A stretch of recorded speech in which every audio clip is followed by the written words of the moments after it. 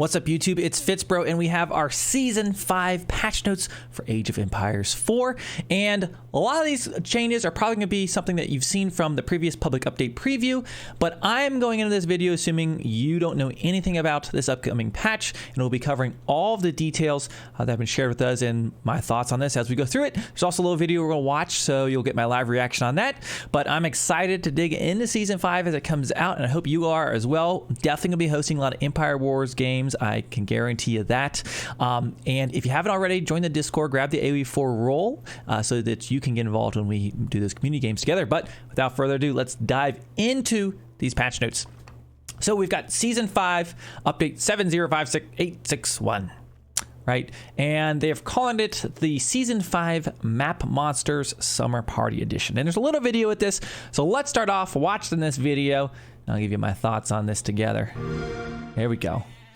Welcome back to another What is that? exciting update to Age of Empires 4.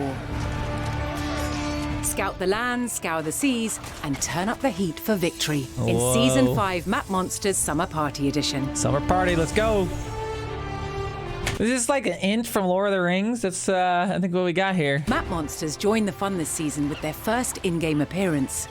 Keep an eye out for the I dragon think they watched The Mandalorian the last season. They had to add some kind of turtle monster. turtle and wild man. And wild man. The first unit lucky enough to encounter these mysterious monsters will receive a unique gathering boost. Okay, kind of fun, but do you guys remember the stag from the Enchanted Forest? Immediately, people did not like playing on that biome, and they did not like there being special resources. So apparently we got some resources buff unit out there. Feeling it's not going to be positively This received. Summer Party Edition has a number of exciting updates. Strategize and communicate with your team in real time using the new in-game voice chat. Now you can flame your teammates in voice chat as well as in text. Thing out over there? Help! They're in my base attacking my villagers! Okay, alright, I'm on the way. Jump right into the action with Empire Wars. Excited about that. This new game mode starts all players with a thriving economy, enabling them to dive into combat or advance to the next stage. Or team migration. Battle for victory in the next ranked season.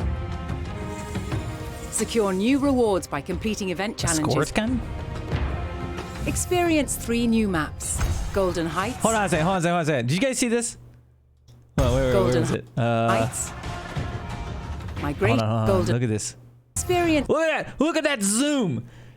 They're showing us that it's possible. You see how far they're zoomed out? Oh man, I saw this and was like, how do we get this zoom right here?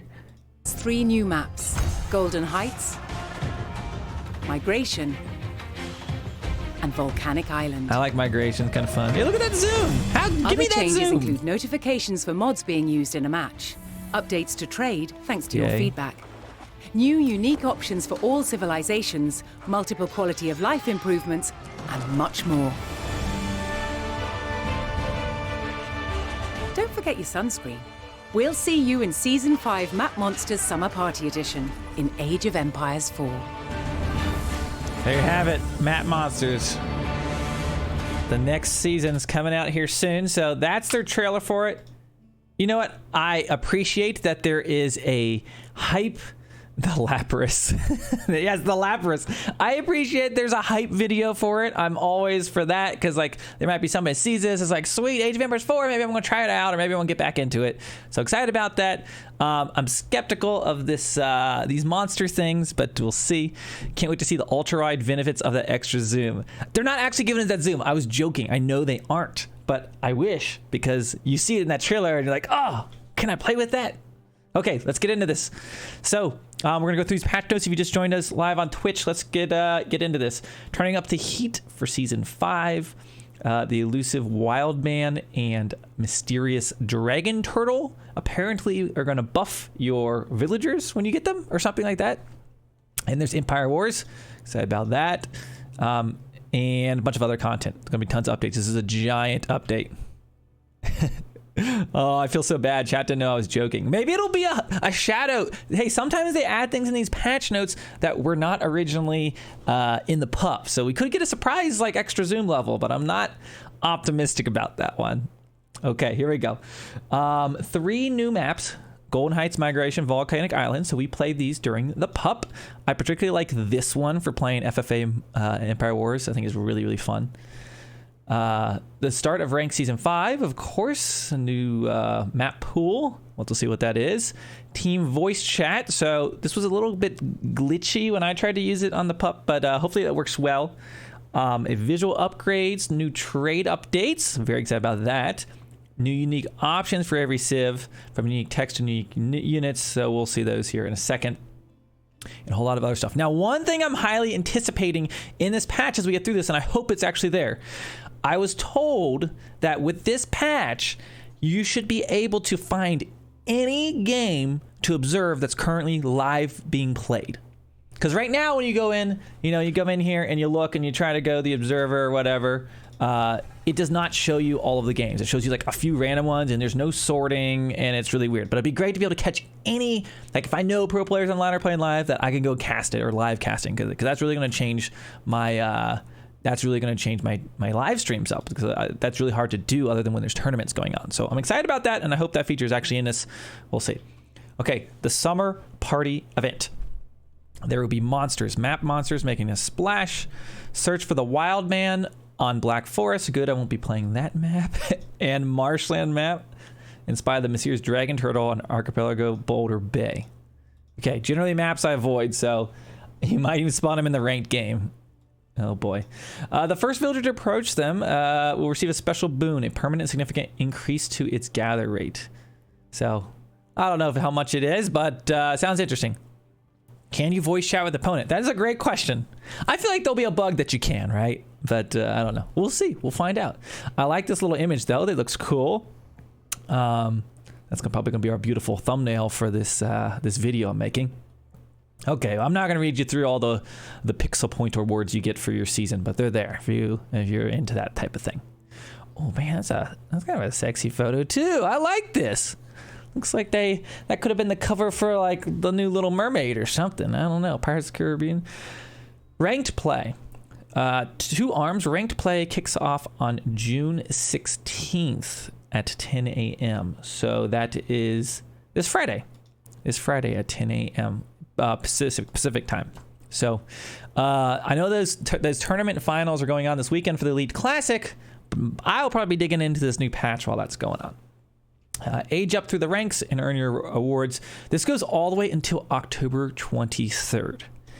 Now, the one thing I'm going to say, like we know how long the seasons are, right? This is going to be this is the next chunk of seasons, is I really hope the update cycle gets a little bit of a boost, because I feel like it's been really, really awkward long spans of time that we've had without updates, where it's like Malian scouts have been broken for forever. Like, why couldn't there be a hotfix for that? Really hoping that something like that starts happening, but that's a whole nother topic and maybe a different video. But that's just something I'm hoping for, because that's a long time till you have whatever we get this Friday till October 24th. Okay, Season 5 map pools. This is going to be important. Refreshing the ranked map pools once again with a new rotation, including the first appearance of Marshland, and bringing back some maps we haven't seen for a while, such as the Pit. Your feedback, I know some people like the Pit, I don't. Your feedback in action. We listened to lots of community feedback during our last PUP and have implemented changes to our map rotation. Notably, we heard that you loved Golden Heights and Volcanic Islands so much. Volcanic Islands coming into the ranked pool? Is that what that says? I didn't know about this being like a ranked map, but I'll give it a try. I'll give everything a try, right? And Golden Heights, okay. So those are coming in. Also trying something a little different this season. Now through July 20th, our 2 map monsters will be visible on select maps for the first time. Only through July 20th. Okay.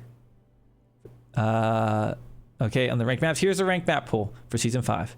So this is 1v1. It's going to be Boulder Bay, Dry Arabia, Golden Heights Hideout, Highview, Hillendale, Marshland, The Pit, and Volcanic Island. So if I get what? Do you get 3 bans or 2 bans? So you get 3 bans. I'm going to ban Boulder Bay.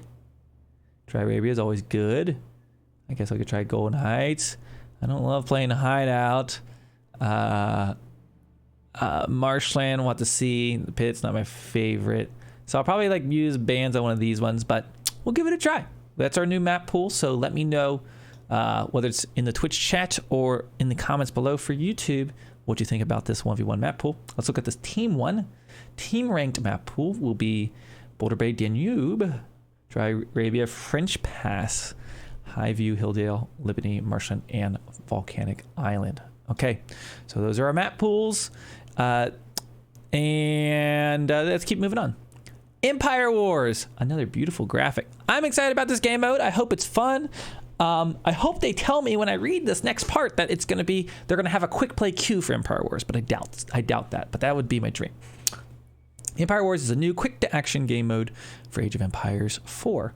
Players start their games with the Empire, yes, available in custom and skirmish games alongside a variety of workers. So, I've been playing Empire Wars quite a bit on the channel. You basically start with a little town essentially, and can quickly move up through the ages and do stuff. That's basically the gist of it. It's a little different for each civilization with starting buildings they get. It doesn't look like there's going to be any type of queue mode, so you're going to only be able to play Empire Wars. You have to set it as a game mode here in custom lobbies, which is why I'm going to be hosting some custom lobbies, and you want to grab that role in our Discord channel. Here's the start conditions. It goes through all the details on that. I'm not going to read all of those for you right now, but just know you essentially are getting more additional resources. It jumpstarts your game. That's what Empire Wars is going to be. 3 new maps. So here is Golden Heights. This is the one with the lake there in the corner. Then we've got Migration. So you start on these little islands, and you have to move to the big island, which I think can make it really fun for some free-for-all games. I've been having a good time with it.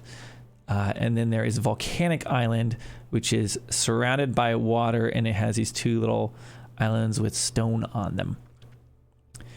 So that is going to be Volcanic Island. And then we got a new voice chat. So you have to go into your settings and enable the voice chat activated. And one thing I thought was awkward about this in the pup is it doesn't give you any options in game to like select your device, which can be an issue for a lot of players. Like for instance, this is a microphone and this is a microphone, but I don't want to use this microphone, or my webcam microphone, I want to use this microphone, but you can't do that in game. So that's going to be something to mess around with, but you have to enable this. So make sure you go check that out if you want to get into those voice chats. And we'll have to test that out to really see what we think about it. Performance upgrades. This build contains a number of visual upgrades and performance related. These kinds of system-based changes paired with new features can result in edge case bugs. There's typically some bugs we're going to have to sort out when this new season comes out. It's pretty normal. Significantly improved terrain rendering. Improves our effective terrain texture resolution. It's going to look prettier, I'm assuming. It looks like have consistent frames per frame cost. There we go. New ambient occlusion. New ambient occlusion technique results in notably higher detailed indirect shadows on high and medium settings. A lot of shape to forests and shrubs. There you go. Your shrubbery will look better, and you know the missus will enjoy that. And then we've got improved directional light shadows. So I'm not going to read through all these. Just know they've made some passes to make it prettier, probably more efficient, etc. You can see the side by side. These are the same picture, right? Oh no, look at these shadows.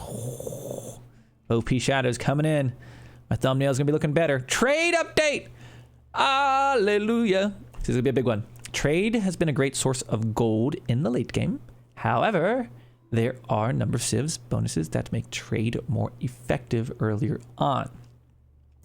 Update the formula to streamline the experience and improve overall balance. Full details on the changes to trade can be found, so we're going to see that down below, but just know there's a big trade update coming, so it's going to be fun. Unique options for every civilization. So that's basically, I think that means there's going to be new changes for each of our civs. Some of them are getting kind of like new units or old units that have been repurposed. We'll get into that when we get down to our civilizations. I'll try to put timestamps for each of the civilizations, so if you don't want to watch this whole video, which you should, you can skim and just find your favorite civ or whatever it might be. 4K HDR video pack. What? All other videos remain the same. 4 of the 4K videos included in the optional 4K video pack have been replaced with their 1080 counterparts. Okay, there you go. Whatever that means. Platform updates. Progressive stats on the Steam platform. Okay, so something for Steam. Thank you to everyone who played the pup. That's the public update preview for the Steam version. They've made some adjustments based on the original and will be highlighted. Any items not featured or changed since then will be highlighted in bold below to make it easier for those of you that have played the pup. But we're going to go through all of them just so you don't miss anything. Gameplay. AI updates. They've fixed bugs for easy AI. AI siege weapons. AI siege weapons smarter. I don't play against the AI. I don't plan on playing against the AI. If you are, you might want to read through all of these, but I'm not going to bore the majority of us who probably never play against the AI. Hotkeys. Hotkey improvement. Double press hotkey combos are now triggered after the second press of 2 single press hotkey combo presses. Using this. What did I just read? Double press hotkey combos are now triggered after the second press of 2 single press hotkey combo presses using the same key. Previously, the double press would, in some cases, trigger between the triggering of the 2 single presses. That enables certain scenarios where both single press. I don't use. Okay, you're gonna have to read that 20 times. They're just changing how it works with whether it's a single or double press hotkey. That's basically what that says. But that's kind of a hard word problem to get through it, at least. Added a new hotkey to cycle through individual landmarks. Mouse wheel scroll up and down can be used as a key for any other hotkey binding. There you go. If you want to bind it to something other than zoom, probably. And it looks like zoom in and out can be bound to something different as well. A bug that prevented a key combos assigned to a modifier without any keys from working without a restart of the game has been fixed. Oh, that's kind of nice. Using Alt, Control, or Shift as a bound key or key combo, the right-hand side modifier keys will now work the same as the left hand. Oh. With the improvements, I don't know who's pressing like the right Alt key, but okay. With the improvement to fully rememberable hotkeys, it allows modifiers to be used as bound keys, and in order to allow for future improvements, the swap, Shift, and Alt modifier configuration setting has been removed. Now, my only question is these are small changes to hotkeys. Is this going to mess up my current hotkeys? That's all I'm really concerned with. I'm pretty happy with what I've had. There's people always who want a little bit more, but I get nervous sometimes when they do this. I've had it like corrupt the setting JSON, I've noticed, and I had to like reset my profile. There was one time. So let's hope that all works out fine. Masteries. Fix the localization text of training masteries. I don't really play for masteries, but there's a bunch of mastery fixes or reduced or whatever it might be. There you go. Go get your pixel points, get the masteries. I'm here for the meat and potatoes. UX, UI, and menus. You can now exit villager sub-menus by hitting escape key, hitting right-click, or hitting a dedicated custom hotkey. That I like. That sounds pretty fun. Sounds helpful for building, making building a little bit easier. I'm very excited about that. It'll be fun to try this out when it goes live. Instead of displaying no result for matches going through an arbitration process, we display the final result on the match history screen when established. Fixed an issue where starting units are counted as double in the post-game timeline. Units defeated count in the post-screen screen will exclude deleted units. Updated the frequency at which UI will calculate resources gained per minute. So that'll be, I'm assuming, for more accurate values for that. That's nice. Hopefully that includes the caster mode as well. Standardized language of many texts to use attack speed. Okay. The UI command card tooltip will now properly update the names and stats of new upgrades. Correct weapon being used after researching. Okay. Nice. An improvement has been made to the observable game browser. This is the one. This is the update I was telling you about. See, you might have missed this. You might have missed this if you didn't follow along closely.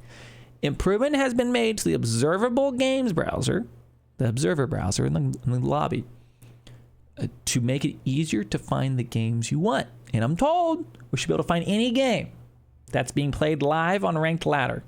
I'm hoping that's true, and we will see when this patch comes out. Coat of arms patterns now fill. I should just do like a 24-hour cast-a-thon. That'd be crazy. coat of arms patterns now fill the entire space of their associated banner. They extend the length of the banner. Can be easily view other player profiles directly via the match history tab. Okay. Can no longer leave a party while in a match lobby or while searching for a match. Oh, thank you. Notifications are displayed in front of modal menus. Nice, thank you. Adding a new option to control the overall shadow quality. AI's age-up notifications. Converted the text. Or, okay, so some small text changes. Background music not always playing.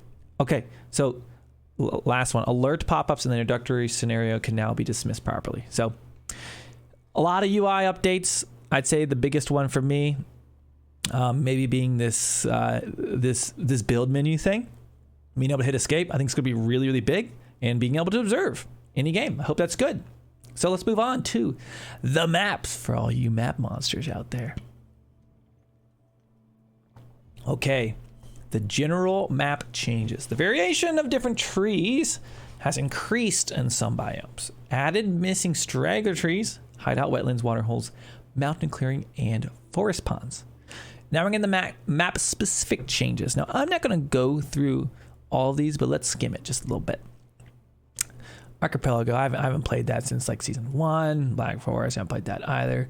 Four Lakes, the corner islands were removed on Four Lakes. There's going to be 2 sacred sites now spawn at the mainland. Nice. Player starting forest has been decreased and tuned to spawn closer to the player's base.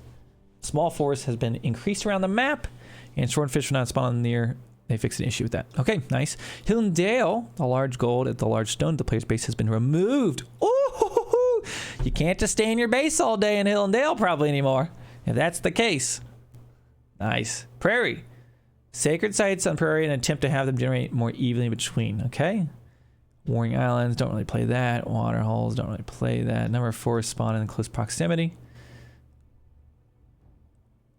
There are no islands in AoE4. It's a lie. There's no map where you are on an actual island. Gotcha. Inside jokes, I guess. Fixed animals and other stuff getting trapped inside trees on wetlands. Nice. Relics not always generating. Okay, that's the map changes. So short and sweet. Short and sweet. We have the new maps are going to be the highlight. You know, those 3 new maps. The mods. Mod download update for custom lobbies. They're making it easier to see the status of modded matches in the lobby by adding indicators next to the player's name. Shows the mods required where they've blocked user-generated content, are pending consent to download a missing mod, or if they have the required mod, they now can open the mod's detail page and subscribe to it without leaving the lobby. So this is huge. You can just join a lobby that has some cool name of a mod you maybe want to try and get into it. Instead of before, you had to like find the mod, download the correct mod, etc. It was really hard. Hopefully this will be the same case, and it doesn't say like specifically if I try to observe a game where a player is running a mod, will it automatically let me download that or just give me an error? That's something I'm feeling might got missed, but that's something I would do like as an observer. Additionally, the mods creator would now be listed while loading into a modded match. That's very nice. So that's a nice little change to the mods and custom lobbies, and I think that's going to be a big future for AoE4. Getting those mods and custom lobbies going is going to be a big thing as people maybe get a little sick of playing ranked ladder. Balance and bug fixes, general changes. Fixed being able to build stone walls through stone tiles or connected to an existing stone wall. Yeah, okay. Fix a rare case where defensive structures would stop firing. Yeah, okay. Improve visibility around sacred sites. Oh, I love this. They nerfed the UI saying like sacred site that like blocks like all of the view if you're fighting on it. So that is going to be a beautiful update. Really excited about that. Trees no longer block the cursor when garrisoning into buildings behind them. Okay, I get nervous anytime they say things like this because we all know that like back and forth fiasco on trying to click sheep, but this says just the vision of the cursor. That like it makes me nervous when I see this. Fixed a bug where straggler trees would sometimes not be removed when buildings were placed on top of them. Oh man, I don't want to delete my straggler trees. I always accidentally delete them. Villagers now probably switch weapons from a knife to a crook. Okay, no more I guess whatever they were knifing or crooking, they can't cheat that anymore. As a follow-up, fix the previous health bar setting optimization. Wild animal health bars are improved to better reflect players' expectations. Okay, so if it's always on, the hostile wild animal health bar stays visible. Non-hostile wild animals stay hidden until damage. So that's going to be a little change to the health bars for animals. Fix an issue where portions of the mini-map were not clickable after it rotated. So that's a nice little quality of life on your clickability down here. Production sounds are functioning now in all landmarks. Rank season name is localized. And fix an issue where long win condition descriptions on mods would block players from changing the condition options. Okay. Trade update. Let's get into it. You guys are waiting for it. You want to see what's happening. Trade has been a plague on the ladder. Let's see what they're doing. Gold is now given every time the trader touches a trade post or market instead of at the end of the trip. So effectively, you'll be getting gold more often, but less gold with each time. So that means you need less need for micromanagement when trade line is attacked. Simply right-click on the market and they'll go back to trading without having to worry about losing the gold being carried. I wonder if this is still the case for garrisoning, because if you build a tower and you get in it before, you lose the gold. So hopefully they keep the gold. It'll be very nice. Yeah, which means it's more raid-friendly. Yeah. That means it's going to be harder to... See, I also see this as like, doesn't this mean it's going to be harder to shut down trade now? Because now they can just micro it around and they don't lose the gold and they're just always going to get resources. But I'm assuming this is going to be better. I sure hope so. Set home market button has been removed and replaced with restart trading buttons. Traders now always remember the last market they were at and calculate income based off that distance. Restart trading has traders resume their route after being moved or garrisoned. Okay, so there's the big trade update. Let me know what you think about it. Is it going to change trade as we know it? Is it going to be positive, negative, the same? I hopefully it's going to be good. Let me know. Balance and gameplay changes all civilizations. So these are the updates that are going to affect all the civilizations. New spyglass technology is available at the stable, excuse me, in the Imperial Age and increases the line of sight of scouts. Scouts no longer gain extra line of sight as the player ages up. So they're changing how scout line of sight works. It's going to be this upgrade. You can get spyglasses and their unique remappable hotkeys for the Abbasid Dynasty, Delhi, Malians, as they have unique stables. Okay, so a scout update. Outpost landmarks, the Barbican, Kremlin, and Sarin Trade Network. Yes, hold on. It cannot be built within 8 tiles of an enemy landmark town centers. Let's get this one. Yeah, we're excited about that one. No more dropping a Barbican right on top of my capital town center or a Kremlin. Stay away from me. I'm excited about that. I'm surprised it took this long. They nerfed the Mongol TC drop right away. Okay, lightweight beams. So that's just for the rams. Cost increased from 100 wood, 225 gold, to 300 wood, 400 gold. So it's going to be more expensive for Mongols as well. Research time has been increased as well, and the Delhi Sultanate's time has been increased. So that's a bit of a nerf for lightweight beams. That's a good question. Why does it not include the White Tower or the Berkshire landmark? Maybe because they're like keeps, I guess. Maybe by that point in the game, you're out of luck. It's more of an impact on the early game, you know. I think that's why. I'm assuming that's why.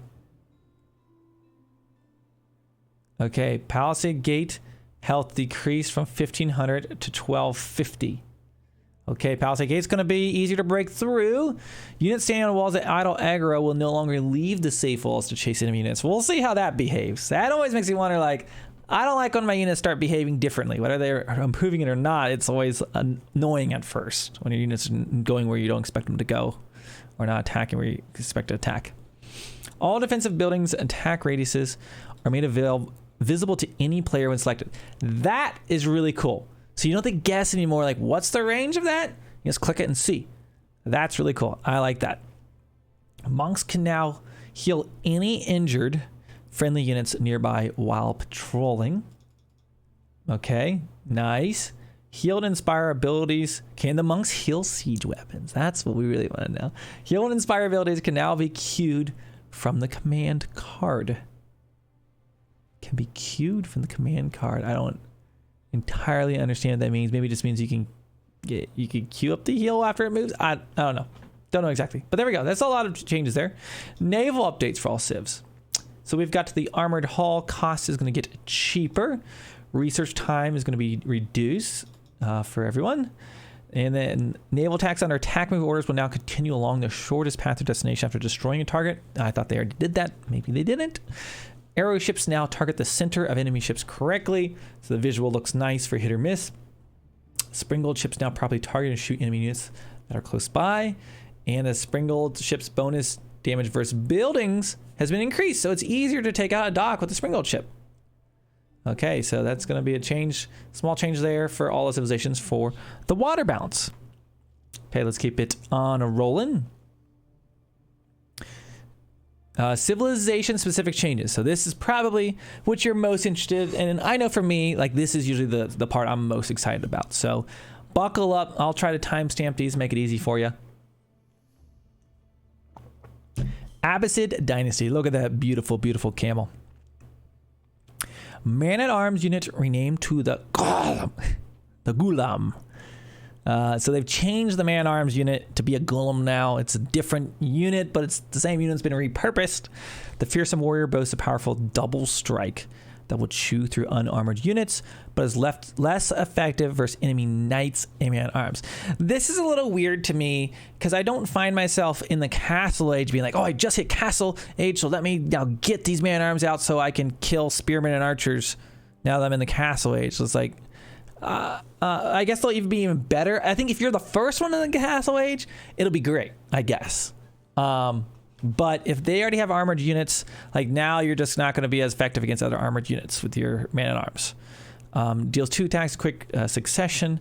So it's basically a new unit. It's got different stats. You can see all the stuff there, but it's going to be really good and has a charge attack against archers and spearmen and horsemen. So it's going to be good against unarmored units. So I could see a fast castle being strong for them, just because of that, perhaps. But with civs like Mega Knights and stuff in the Second Age, it's still not going to help you, The House of Wisdom. Corrected help text. Okay. Help text. Okay. Outpost placement. Okay, whatever. Camel Archer Rider cost has been changed. Now, I will say, I'm excited about this because I've tried this out on the pup and it was awesome. They removed the firing delay on camel archers, so you can actually scoot and shoot. You can kite and shoot without worrying about losing, because camels are expensive without worrying about losing them as much anymore. So they now have a gold in wood cost instead of just gold in food. But I think camel archers are going to be even more effective. So, I'm an Abbasid main. That's the civilization I've played the most. I'm very excited about this change for the Abbasid. I probably will just not. We'll see how these work out. I feel like I'm just going to end up not making man-arms now, but we'll see. Camel Rider shields and camel barding techs are now tier upgrades and share the same UI slots as the stables. Nice. Cost reduced. So there. Research time reduced for the Camel Rider shields. Teak mass. That's going to be for boats. Cost reduced. Moved to the feudal age. And research time reduced. And instead of movement speed, it now gives 10% HP to military ships. So this gives Abbasid a little more agency on water. They already have cheaper docks. Now they're going to have an upgrade in the feudal age. That gives them 10% HP to their military ships. So that could be a nice little update. Oh, and if you're looking for the patch notes, guys, don't look at those. Are the pup ones. You want these ones. There you go. Right, that's the right one. And then the imams created a more subtle, scaled down version of the conversion sound to single target conversions. Okay. I unfortunately still never get to see this used. It's fun meme, but they'll no longer try to convert an enemy that has already been converted. Okay, there you go. Those are the updates for the Abbasid. I'm overall excited about the camel changes, some water buffs. We'll have to see about this golem. It's kind of a weird thing to change. I didn't feel like Abbasid was struggling against unarmored units in the feudal and the castle age.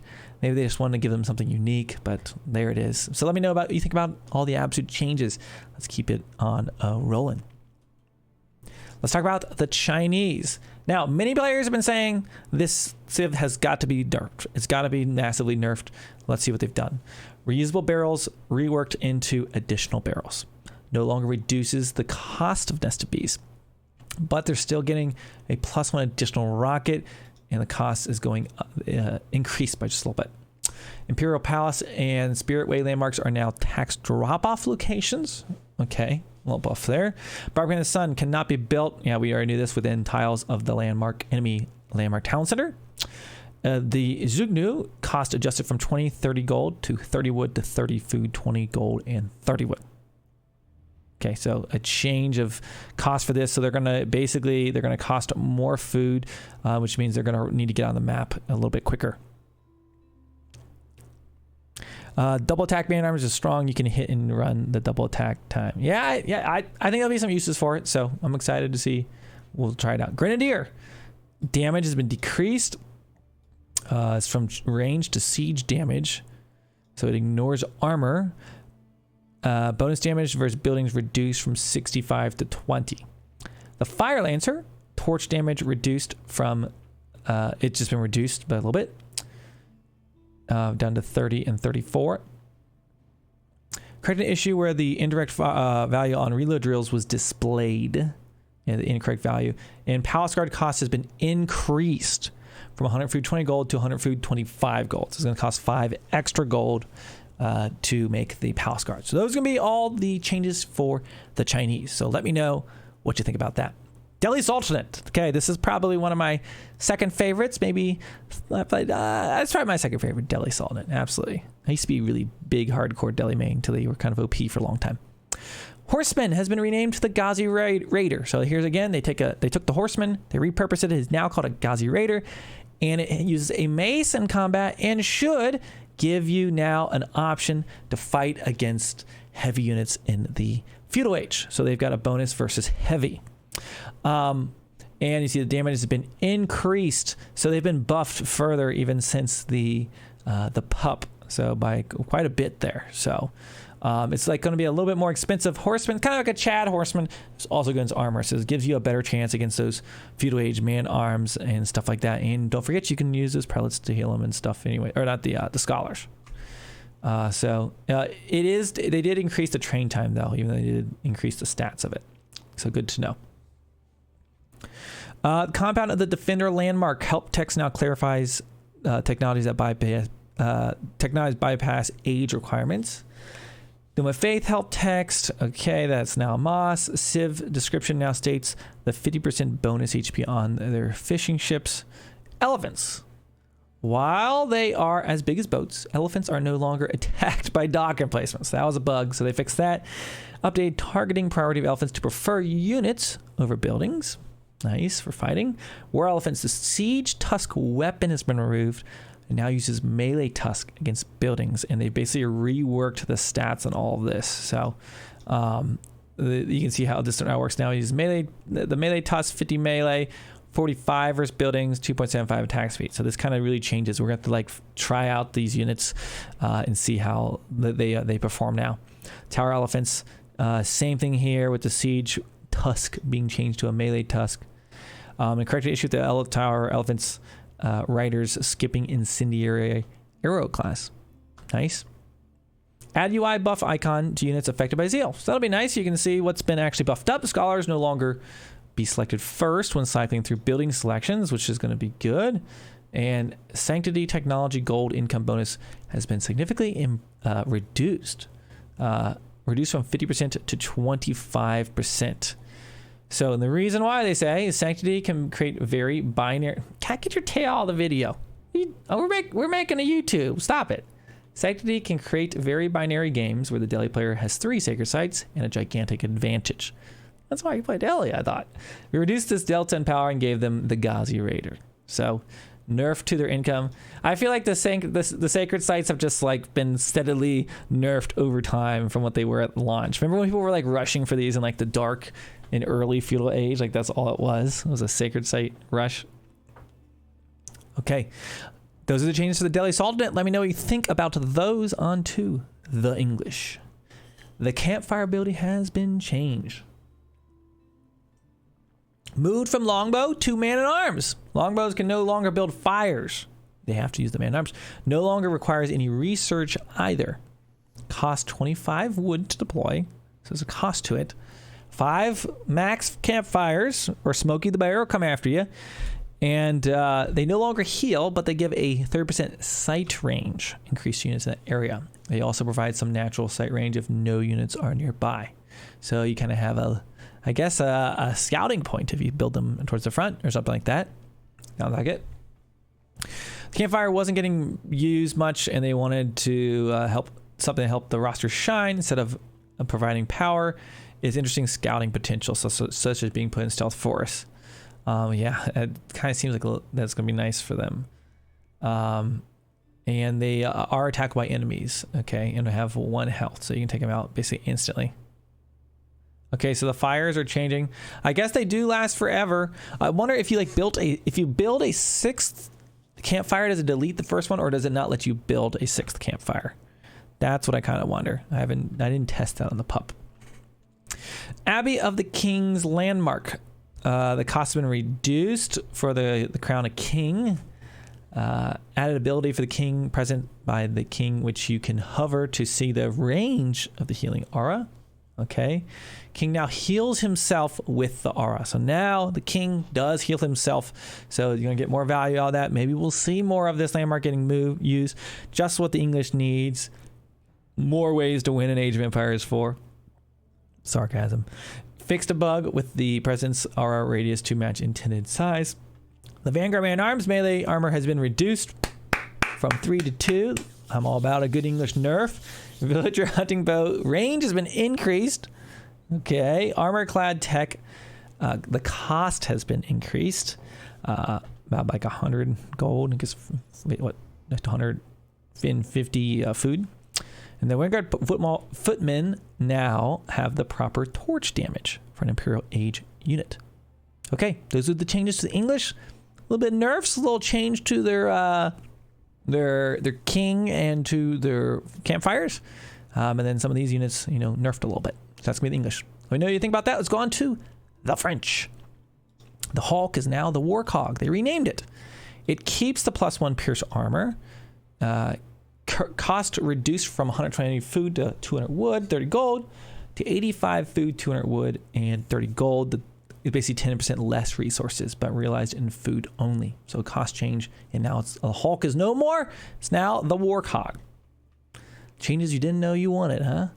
New Merchant Guilds technology available in the Imperial Age. Costs 200 food, 500 gold. Active traders generate 1 gold every 6 seconds. Affected by the French economic tech discount and available at the Royal Institute. So if you got traders, as the French have done a trading strategy, build, you could get this and then get gold every 6 seconds. So obviously you got 500 gold, so you're gonna need a lot of trading going on, but something that could certainly help the French in the late game. Long guns technology. Damage bonus increased from 10% to 15% for gunpowder. Also increases bonus damage, moved to the Imperial Age. The cost has been increased and added to the Royal Institute landmark. So a little bit of change there on water. So it seems like they've been buffed on water just a little bit in their trade. Arbitrary gain +1 range while Pavis is deployed. Fixed a bug where moving after activating ignored the cooldown, and it can now be activated while on stone walls. Military Academy increases the production speed of the College of Artillery units. Oh, it now does. Okay. So there you go. College of Artillery units is going to be, can get a little boost there. Corrected the keeps help text to see the bonus from 25 is actually apparently 20%. So those are the changes for the French. Seems like a few buffs overall. Not really seems like anything nerfed there. They got a few buffs. On to the Holy Roman Empire. Devoutness and benediction technologies has been removed. Benediction has been removed and merged into devoutness. Devoutness now provides 10% resource gathering and 20% construction speed instead of just construction speed. Okay, so that's going to be a little change there. So you get more resource gathering too, instead of the 50. Okay, so just a little bit of change there to how the prelates are going to work there with that upgrade.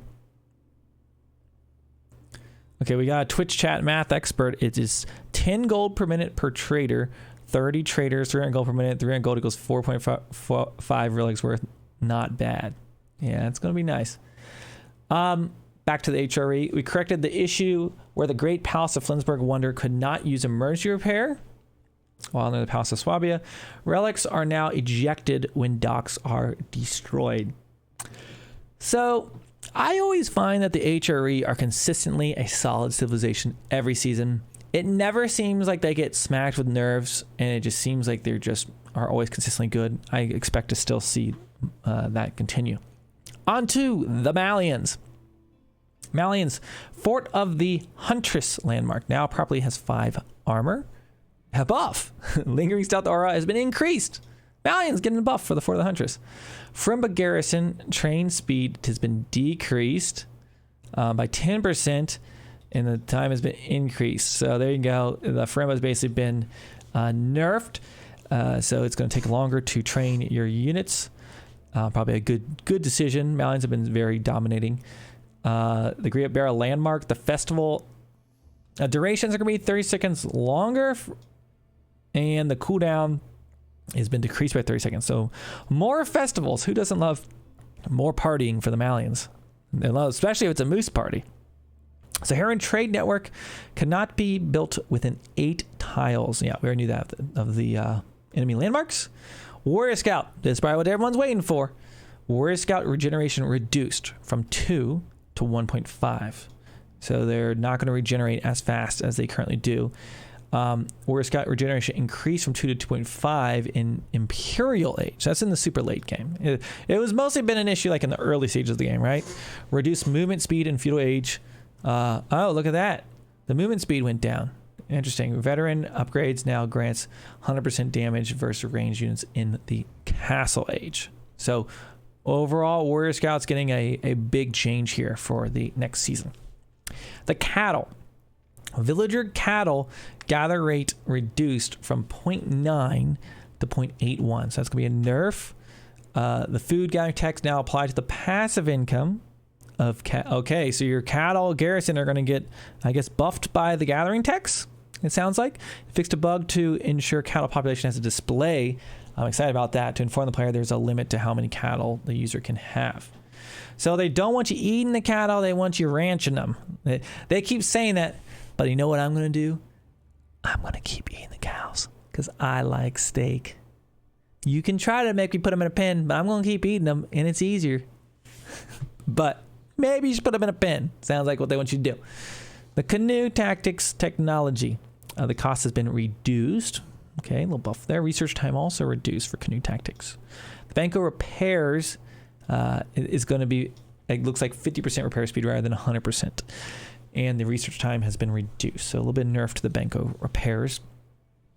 Or a big nerf rather.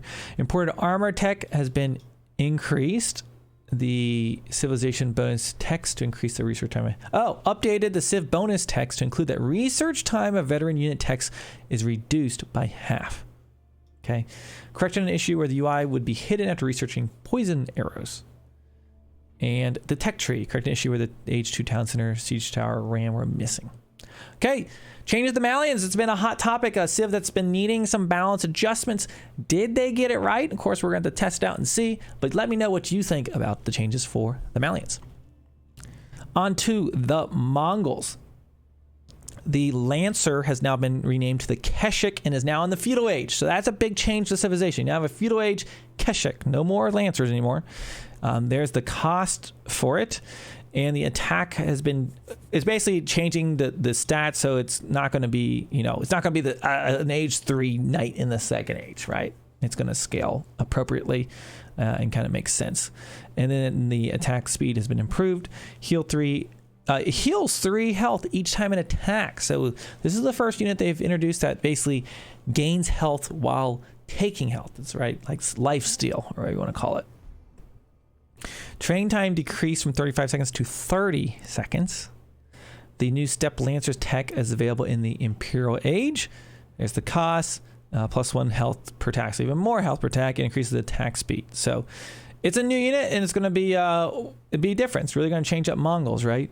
And then available in the improved Steppe Lancer technology available in the Imperial Age, cost 500 stone, +2 health per attack, and increase attack speed by 15%. So we'll have to see how these bad boys perform, but there you go. If you're a Mongol enjoyer, you got a new unit to play around with, or you lost your Lancer if it was your favorite, I guess. It was changed.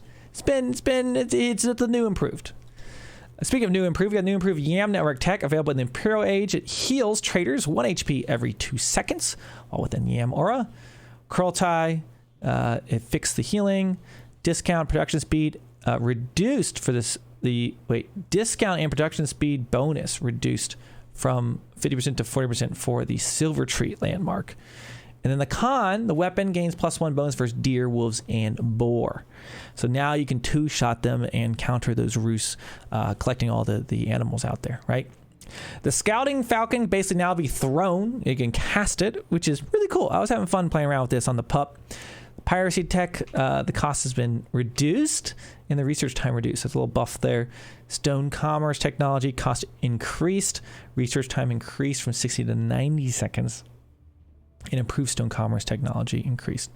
Man, there's so many updates for the Mongols. Look at all this. Court Architect technology, Uvu and the White Stupa landmark. They added it to the Uvu and the White Stupa. Okay, White Stupa, not Snuba. Packed buildings. They now should unpack faster. Reduce, or is the pack time reduced, not unpack time. Okay. Fixed a bug where their repair speed, where they're going to repair at the same speed as siege weapons. Yeah, for buildings. So now that'll be changed. Fixed a bug where packed buildings had large minimap icons. A new Mangudai icon. So now the Mangudais look different than horse archers. They get their own beautiful icon. Fix an issue where the light junk wasn't playing a death animation. Okay. Some help text. Gather wood for no longer start a match. Some other insignificant things. Okay. Lots of changes to the Mongols. I'm going to have to reread all that, to be honest. But the Mongols, let me know what you think about those changes. Did they hit it? What they get right? Okay, the Ottomans. Is this our last one? Last but not least, I think it's the Ottomans. Who did we miss? Oh, the Rus. Okay, here we go. Ottomans. I'm going to do a speed one for you because I'm running out of time here. Twin Minaret Madrasa landmark. Adjusted the initial berry spawn from respawning every 20 seconds to every 35 seconds. So basically before you could like front load and get some extra food out of it, and they basically corrected that by doing this. So you could like put more, like you usually put what? It changes the amount of villagers you're able to put on it, essentially. So it's just it's a slight tweak, but just it's a little bit of nerf, actually. Sipahi, cost has been increased. The health has been increased.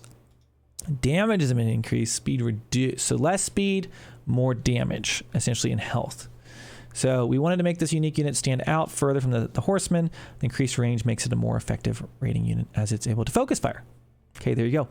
New Great Bombard emplacement replaces cannon emplacements on keeps. So that's kind of fun. It's expensive, but you can build a Great Bombard emplacement on keeps. Could be fun playing around with. So give that a try. Grand Galley has a new tag. Now moves towards the player when attempting to garrison units inside it after being upgraded to the military academy. Fixed a bug where select all military ships wasn't selecting the Grand Galley. I don't know if that's a bug. I'd kind of like that, so my Grand Galley can just focus on building, but I don't know. Improve some of the underused vizier points. So they've changed some of these around.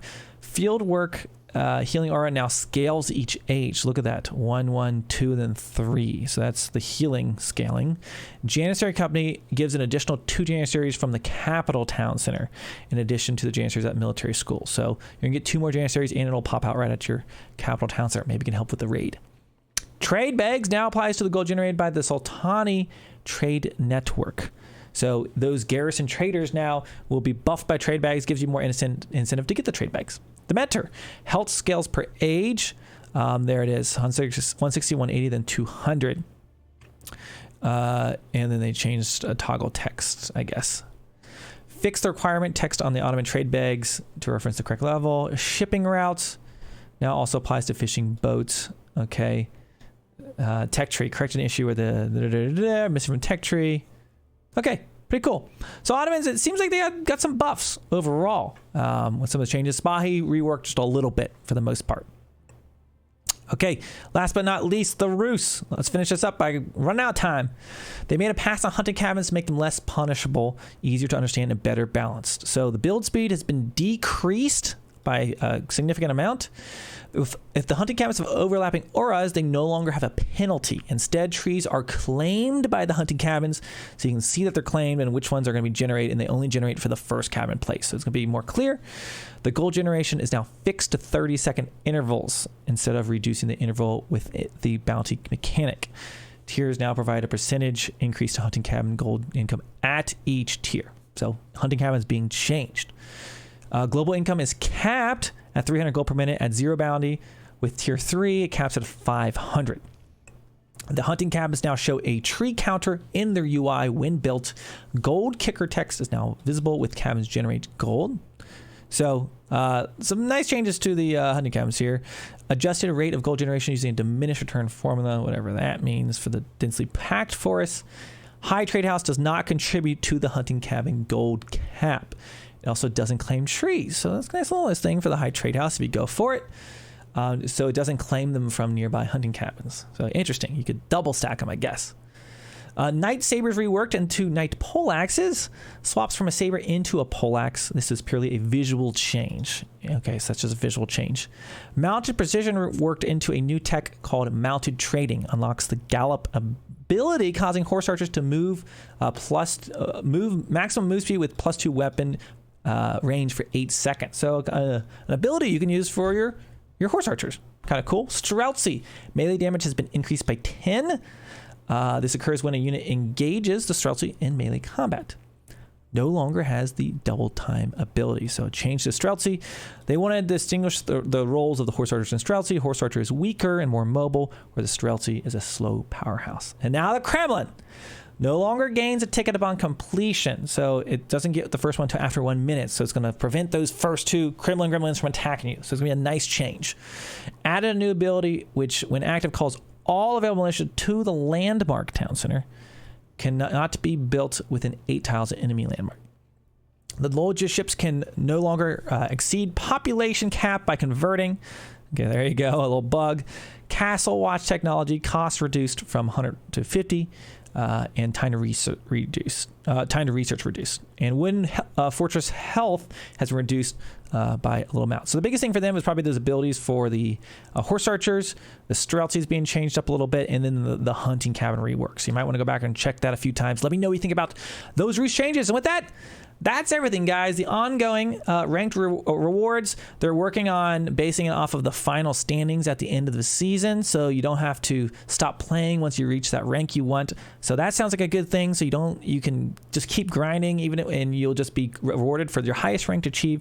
So that'll be a nice change. They're going to do this before the end of season 5. Q dodging. Some players will be forced to disconnect. We've been monitoring the situation. We're working on a multi-pronged approach to addressing the problem, but they're not going to tell us yet. Making the above changes to the ranked reward system, okay, for dodging relatively even matchups. While the ranking system doesn't an adequate job of finding timely and even matches, okay, I don't have time to read this right now, but I might even do my own video, talk about this on my next stream about the Q dodging, ranked teams cheating they're addressing, because there's been brazen cheaters. They say, as always, make sure you report that. And that's going to be it. We've got summer log-on rewards, summer vacation event, and upcoming patch. So planning a minor patch for late July. So that is it for Season 5 of Age of Empires 4. I hope you're excited and hope to see you for one of my live streams. Thanks so much for watching, and we will see you in the next one.